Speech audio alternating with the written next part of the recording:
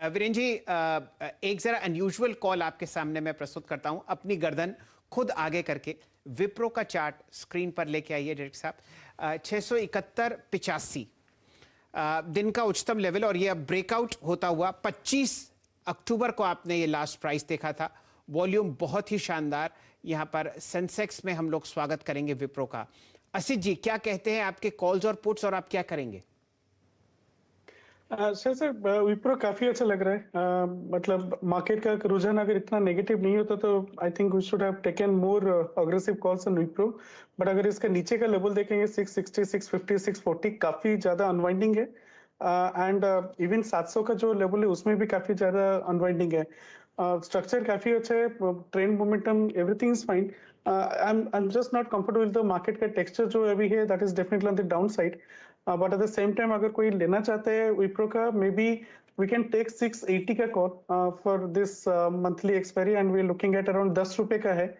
I think 6 या 7 रुपए का टारगेट रखेंगे तो हम ये 18 से 20 रुपए तक दिखा सकता है। बट रिस्क रिवॉर्ड अच्छा है, ट्रेंड मोमेंटम अच्छा है। The only this thing is that मतलब मार्केट का टेक्सचर थोड़ा काफी नेगेटिव है, सो प्रॉफिट बुकिंग आ सकता है। So that is all that I am concern about.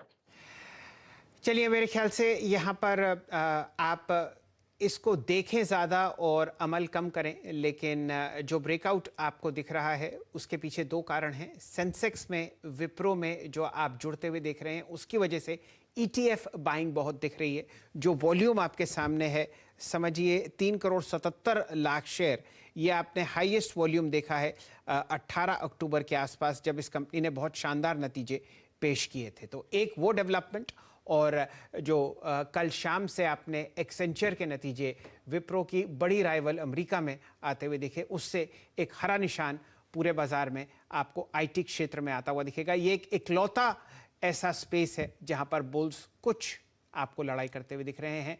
FNO space में IT में विप्रो फिलहाल टॉप गेनर 4% ऊपर। वीरेन जी। चलिए, अब मेहमानों से थोड़ा सा अगर आप देखें बातें करते हैं। और BTST लेंगे क्या मानस जी आप? या STBT लेंगे? मैं फ्रैंकली BTST नहीं लूंगा, और STBT लेने की हिम्मत नहीं हो रही है क्योंकि ऑलरेडी एक बड़ा क्रैक देखने को मिल गया है। बट ये पोजीशन रेट आपको बिल्कुल लेके चल रहे हैं और वो सेल साइड पे ही रहेंगे। वाकई देखिए, एक प्राइस ऐसा होता है जब कुछ करने की और कहीं ना कहीं कुछ कहने की जो है हिम्मत है ना, वो जवाब दे जाती है। अब कोई कहे जनाब 950 पॉइंट नीचे बैंक निफ्टी शॉर्ट लेके जाओ, हिम्मत करेगी आपकी? नहीं, बिल्कुल नहीं करेगी। प्राइस ट्रेड करने की एक रेंज होती है, उसके बाद हिम्मत जवाब दे देती है। तो आप कोई ट्रेड नहीं लेंगे, वेरी गुड, वेलकम स्टेप। और असित, आप क्या लेके जाएंगे इस वक्त? अगर आपसे कहें कि आप कोई पुट लेके जाना चाहें या फिर कॉल लेके जाना चाहें तो वो क्या होगा? वीरेन जी, मैं I think it's a no brainer. Apollo hospital में शॉर्ट जाऊंगा। मे बी 4850 का स्टॉप लॉस रख के 4700 का टारगेट हम देख सकते हैं। अपोलो में आप शॉर्ट जाना चाहेंगे, कैरी करेंगे। चलिए, तो आप अपोलो शॉर्ट जा रहे हैं। डायरेक्टर साहब प्लीज जरा चार्ट लेके आइएगा। क्या टारगेट रखा है आपने सिर्फ यहाँ पर शॉर्ट पर? सेल टुडे बाय टुमारो का 4700। ओके, 4700 आपने टारगेट रखा है।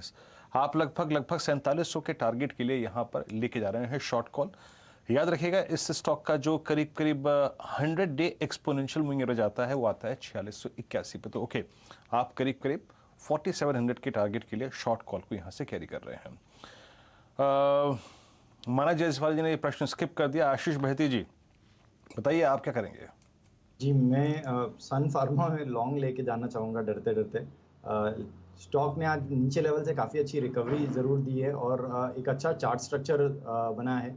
इतने वीक मार्केट में भी स्टॉक ने स्ट्रेंथ दिखा रहा है, so that is a positive sign. 757 का SL लगाकर 786 तक के लेवल्स के लिए BTST की सलाह है। चलिए, आपके सामने सन फार्मा पर एक बढ़िया कॉल आती हुई लॉन्ग साइड पर। ध्यान दीजिए, विप्रो पर मेरा ध्यान छिटक गया था। सन पर भी मैं एक चेक लेना चाहता था, लेकिन बहिती साहब ने उसको अपने जाल में बखूबी पकड़ा। ये तो फिलहाल सूरत हाल बाजार का है। इच्छा होकर भी हम लोग लॉन्ग ट्रेड्स आपको स्क्रीन पर नहीं दिखा रहे, क्योंकि किसी भी तरीके से यहाँ पर कोई भी वॉल्यूम नहीं है इस तेजी में। गाबा साहब को जोड़ते हैं। प्रकाश जी, हाँ जी, क्या कीजिएगा? मुझे जो स्टॉक अच्छा लगता है वो शॉर्टिंग साइड है, और वो है एसीसी। स्ट्रक्चर वीक है, जगह अच्छी है शॉर्ट करने की, और पॉसिबल है कि 2150 का जोन देखेंगे। स्टॉप लगाइए 2240 का, 2240 का स्टॉप लगाइए एसीसी में, 2150 पॉसिबल है। तो सेल कॉल एसीसी पर और सेल कॉल अपोलो हॉस्पिटल्स पर आपको आती हुई दिख रही है। सन फार्मा पर हम लोग एक लॉन्ग ट्रेड ट्रैक कर रहे हैं। बहुत ही समझिए, बहिती साहब ने बिल्कुल मेहनत करके आपको ये ट्रेड दिया है, तो शायद बढ़िया काम करता हुआ दिखेगा। अब ऐसा करते हैं, यहाँ पर सतपुते साहब को जोड़ते हैं। राजेश जी, क्या कीजिएगा? सर जी, सुबह से मेरे कॉल्स ओवरलैप हो रहे हैं, और अभी भी गाबा जी ने जो एसीसी निकाला था तो मुझे भी सीमेंट सेक्टर थोड़ा वीक लग रहा था, तो ऑब्वियसली मैंने एसीसी के साथ एक अंबुजा भी निकाल के रखा था कि चलो कोई ओवरलैप होता है तो मेरे पास कुछ हो। सो अंबुजा मेरा सेल कॉल रहेगा, लेकिन मैं यहाँ पे पुट लेके जाऊंगा।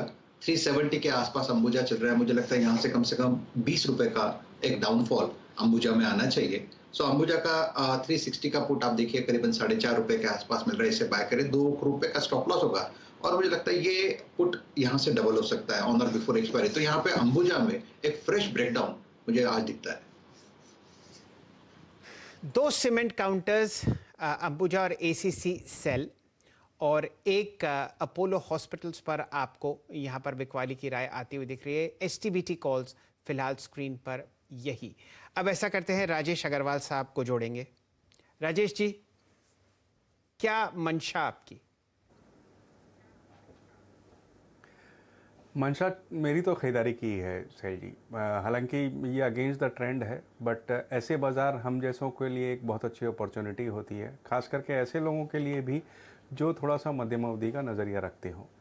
अब चूँकि अभी हमारे एक मित्र ने अपोलो हॉस्पिटल पे सेल की कॉल दी है, तो मैं उसके सामने मैक्स हेल्थ केयर पे बाई की कॉल देने की कोशिश कर रहा हूँ 450 के टारगेट के साथ। अगर आप देखेंगे तो 16 हेल्थ केयर फैसिलिटी है, 3400 बेड है, 2100 नए बेड की एक्सपेंशन की बात कर रहे हैं। 92% रेवेन्यू उनका दिल्ली एनसीआर रेंज से आता है, जो कि अब ये बॉम्बे वगैरह में भी एक्सपैंड करने की बात कर रहे हैं। अब न केवल हॉस्पिटल्स, बल्कि अगर आप देखो तो इनके जो डायग्नोस्टिक सेंटर हैं या मैक्स होम करके जो घरेलू सेवाएं उपलब्ध कराते हैं, उसमें भी अच्छी बढ़त बनी हुई है। और सबसे अच्छी बात है कि इस कोरोना के बाद जो इंश्योरेंस वगैरह, मेडिकल इंश्योरेंस की जो बढ़ावा मिला है, उससे ऑर्गेनाइज प्लेयर को मुझे लगता है आने वाले दिनों में अच्छा फ़ायदा होगा। और दूसरा स्टॉक में कजारिया सिरामिक्स का देना चाहूँगा। उसमें अगर देखें तो हमें लगता है कि एक बहुत अच्छी अपसाइड हो सकती है। स्ट्रॉन्ग ब्रांड है। पिछले साल 213 करोड़ के आसपास सैनिटरी वेयर में सेल आई थी, जो कि मैनेजमेंट ने कहा है कि इस साल करीब 300 करोड़ की, और आगे आने वाले 2 साल में 500 करोड़ के आसपास की सेल आएगी। मार्जिन्स में बढ़त देखी गई है। जो गैस प्राइसेस में हाइक हुए थे वो इन्होंने ऑलरेडी पास ऑन कर दिए हैं, और भी प्राइस हाइक ले सकते हैं, और 25% के आसपास वॉल्यूम ग्रोथ हम मान के चल रहे हैं। तो इस लिहाज से मैं समझता हूँ यहाँ पे खरीदारी करनी चाहिए। 1350 के टारगेट मध्यम अवधि में आते हुए नजर आते हैं। ध्यान दीजिए, अगर आप इसको अपनी बाय लिस्ट में डालते हैं तो छोटे छोटे अमाउंट्स सिप के ज़रिए आप इन काउंटर्स में ऐड कर सकते हैं। ये पसंद है राजेश अग्रवाल साहब की, कजारिया के साथ साथ मैक्स हेल्थ केयर।